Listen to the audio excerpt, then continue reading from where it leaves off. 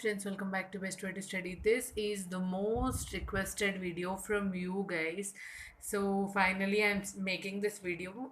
This video is all about how to prepare the best resume for experienced candidates. Okay, if you are an experienced candidate, then this resume format is for you. And I'll also do the resume format for freshers. So now let's see for experienced candidates. And now let's begin the video. First, coming to the resume format, just maintain the left hand side part of the resume and right hand side part of the resume. So coming to the first most left, you need to write your name should always be short and sweet. If your name is lengthy, then make sure you write serial number and then your original, like the main name, so that whatever name you write here, that only will be printed in your company's ID card. Okay, so next to the name, write your phone number. Okay, and right side, write your email address. This email address only you are going to get all your company mails. So make sure whatever email address you give here, it is in active state. Okay, so coming to left hand side again, after writing your phone number, write your experience. Okay, coming to the experience, you can mention how many years of experience you have, and in which company you have worked, and which skill you have worked, in which technology you have worked. All those things you can mention under experience. Okay, so after that, there's a column and heading of, you have the heading of education. Okay, coming to the education, most students do a mistake, which is they'll write first their 10th marks, 12th marks, UG marks, and then PG marks. That is completely wrong, friends. Under education, you should always write in this format. You should write your PG and then UG and 12th and then 10th in this format. Okay, and you need to also mention your scores along with the passing years. There's a reason for this. Why?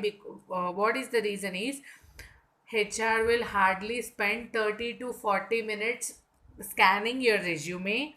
Okay, so if you write 10th, inter, and then your UGPG, the HR will not have that much time to, to just go through everything.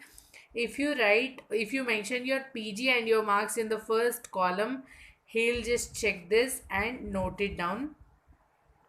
Therefore, he'll remember that you have this as your highest degree, and you'll be one of the people who get selected and shortlisted to the interview. So always make sure you mention in this format. Okay, after education, mention your certifications column. Certification is nothing but, for example, I have done certification in Azure, cloud computing, IoT. Like what are the certifications you did, just mention in this format. Okay, and next is languages known. Languages known is the natural languages. Like what all natural languages you know, top 3 or 4 you can mention. You can also mention as, I am multilinguistic, I know the languages below, and then start mentioning all these languages.